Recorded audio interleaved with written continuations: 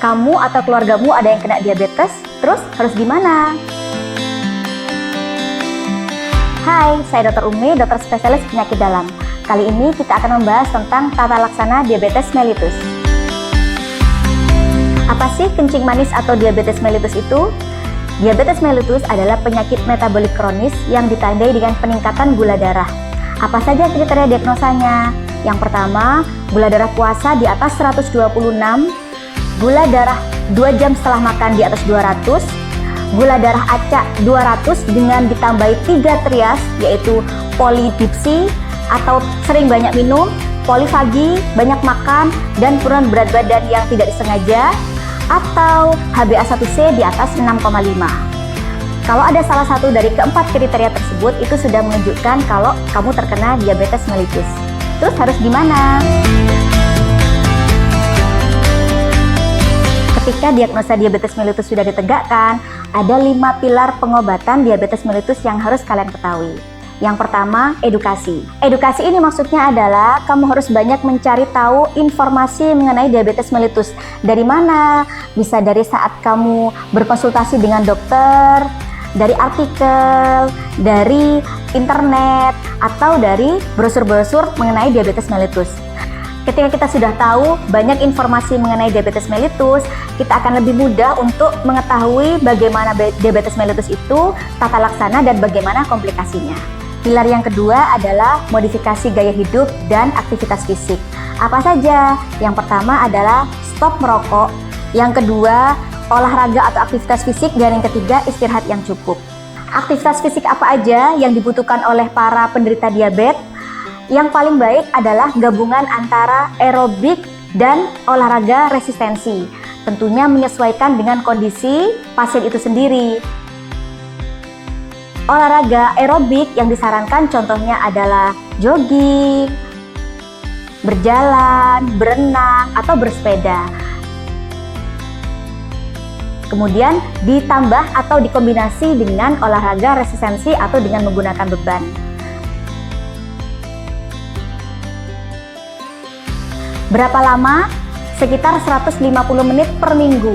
Jadi setiap sesi usahakan sekitar 30-45 menit, 2-3 kali dalam 1 minggu. Pilar ketiga adalah diet.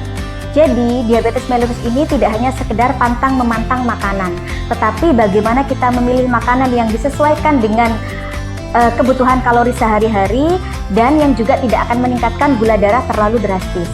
Pola makan apa yang disarankan untuk penderita diabetes? Ingat 3J, jumlah, jenis, dan jam atau jadwal.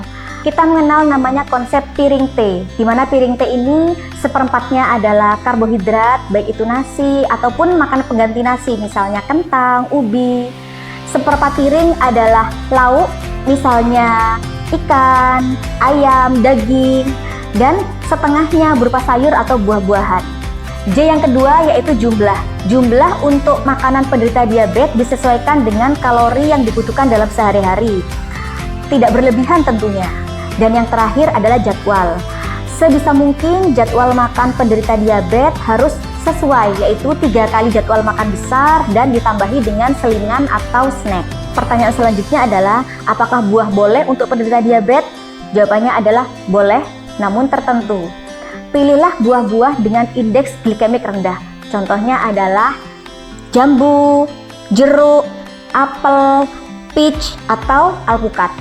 Hindari buah-buahan yang diawetkan, dimaniskan, atau dikeringkan. Pilar terapi selanjutnya yang keempat adalah terapi dengan obat-obatan. Nah, pertanyaannya adalah obat-obatan apa saja yang harus diminum atau dikonsumsi oleh penderita diabetes? Kita memiliki 2 jenis obat.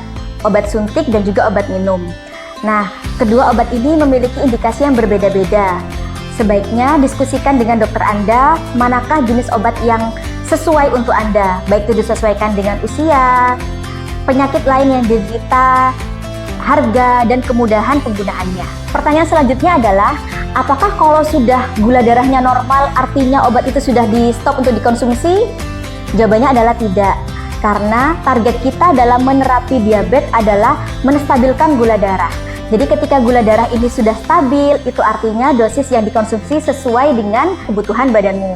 Jadi lanjutkan obat tersebut. Dan yang paling penting adalah kontrol. Kontrol dengan rutin untuk mengetahui target gula darahmu sudah tercapai atau tidak, dan apakah obatnya perlu dinaikkan atau diturunkan. Nah, pertanyaan selanjutnya banyak sekali ditanyakan, dok, kalau minum obat terus nanti akan kena sakit ginjal? Jawabannya adalah tidak, karena justru gula darah yang tinggi akan menyebabkan komplikasi ke ginjal. Penggunaan obat kencing manis jangka panjang tidak akan menyebabkan gangguan ke ginjal. Pilar selanjutnya adalah yang kelima, pemantauan gula darah mandiri atau PGDM.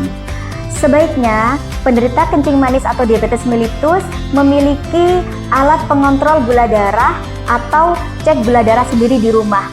Tujuannya adalah untuk mengecek gula darah mandiri di rumah. Tentu saja, kapan waktunya disesuaikan dengan jenis dan jumlah obat kencing manis yang dikonsumsi. Jangan lupa tulis hasil pemantauan gula darah mandiri di rumah, kemudian laporkan pada dokter ketika pada saat kontrol. Itu tadi 5 pilar penata laksanaan kencing manis atau diabetes mellitus. Dengan edukasi, modifikasi gaya hidup dan aktivitas fisik, nutrisi yang tepat dan seimbang, obat-obatan yang dikonsumsi sesuai dengan anjuran, dan juga pemantauan gula darah mandiri, para penderita diabetes akan tetap hidup sehat dan memiliki kualitas hidup yang baik. Mari kita jaga kesehatan kita dengan cerdik. Cek kesehatan kita secara berkala, ingatkan asap rokok, rutin berolahraga, diet seimbang, istirahat yang cukup, dan juga kelola stres dengan baik. Salam sehat!